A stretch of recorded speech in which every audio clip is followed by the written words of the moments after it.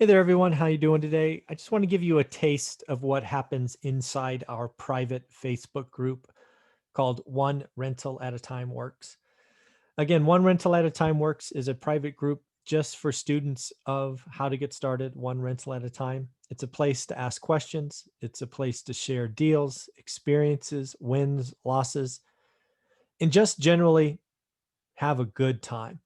So what I thought I'd do is just bring up a couple of posts just to give you a feel for what we talk about, see if you want to join the party and interact with these kinds of questions and be around these kind of quality people. Let me bring it up. So here we go. So again, right, this private group is something it's controlled. It's controlled by me. I'm the only one doing all of this. Celebrations, helping move forward, asking critical questions, talking about markets and the like. Again, this is what the group looks like. If you want to go look it up on Facebook, it's called One Rental at a Time Works. That's actually a picture of me from 2 years ago, I think, when we were in Taiwan. So here's the first question. I like this one. This is, a question that is very relevant today.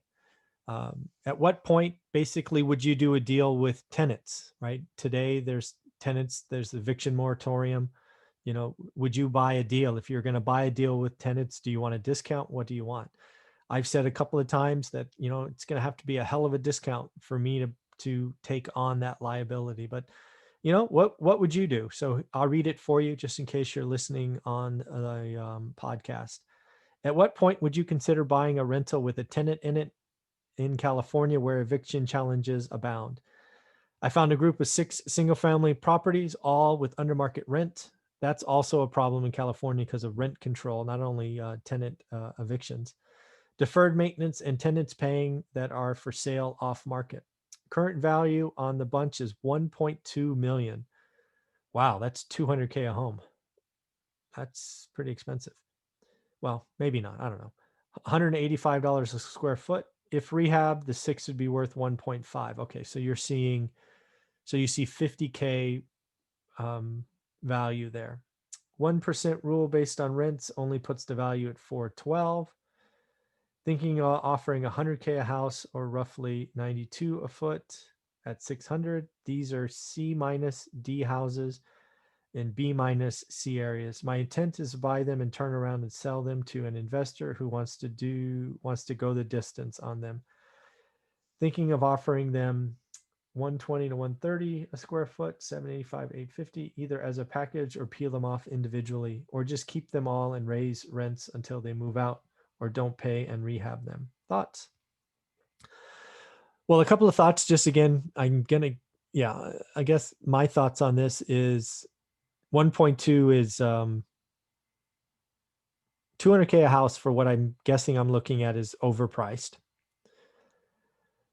I'm guessing because it doesn't say what they are. I'm guessing they're 2 bedroom, 1 bath, kind of these little houses that are sprinkled on a lot somewhere.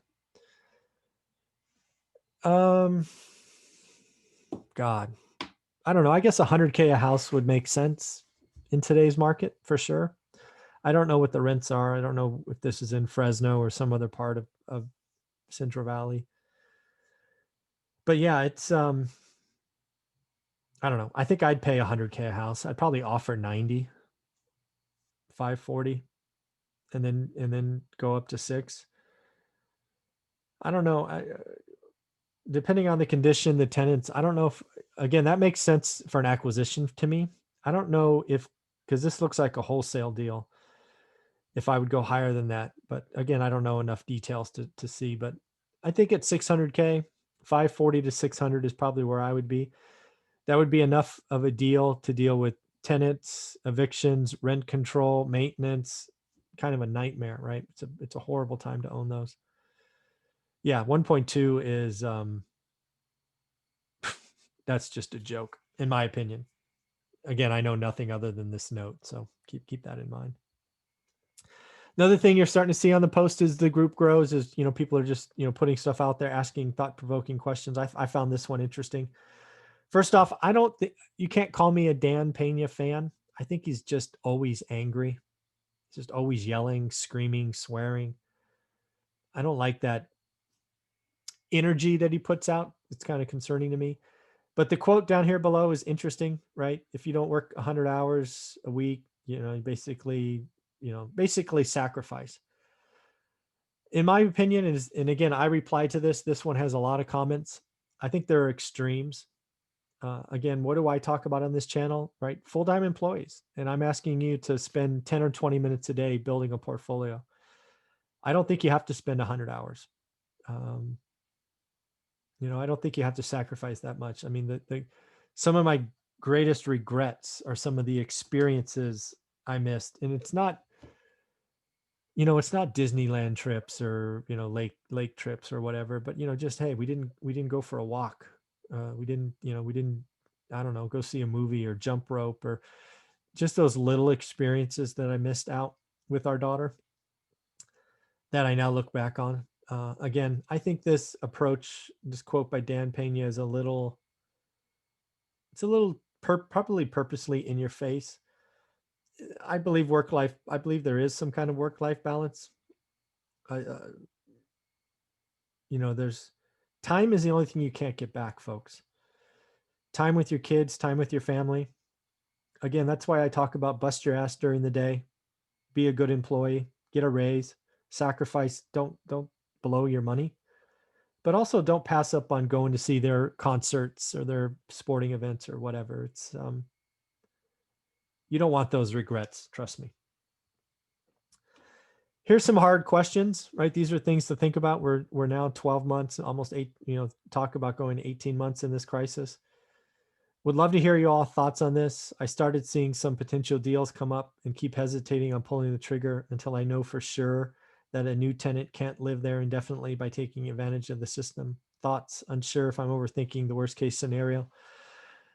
Again, I guess what I would say here is tenant selection is still a control point landlords have. I have hundreds of units managed through this and only have, let's now call it two problem tenants that are gaming the system clearly. This will end. Get a good deal.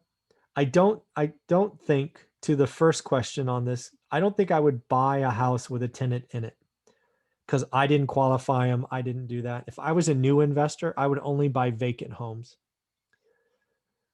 Absolutely. If I was a new investor as my first deal, I would never buy a house that already had a tenant in it. That's just very risky. I would guess, looking at looking at the fear in this question.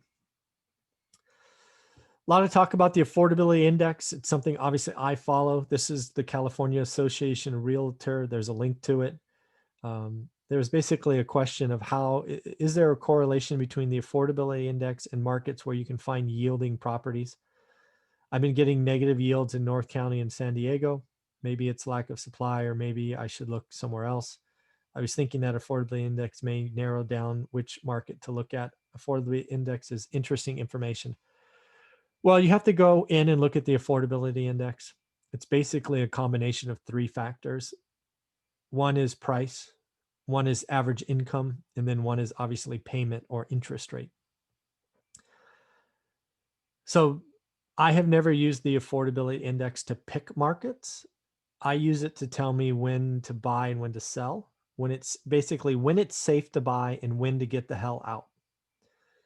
I think if you look at the affordability index and you go for the highest affordability index, you're probably going to go to the smallest towns, right? The smallest areas with the lowest average income. Usually that's how it works.